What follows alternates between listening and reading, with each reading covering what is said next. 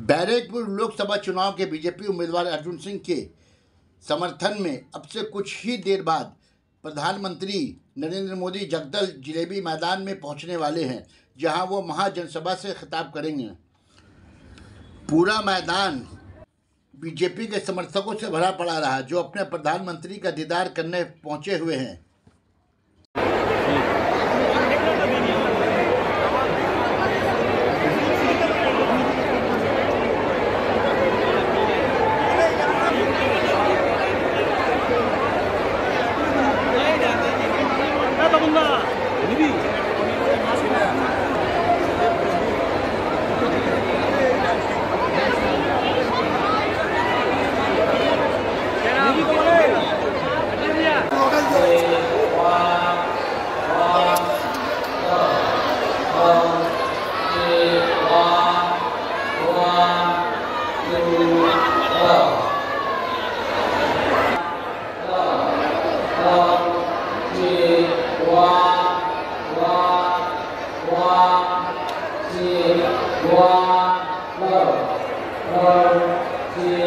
One,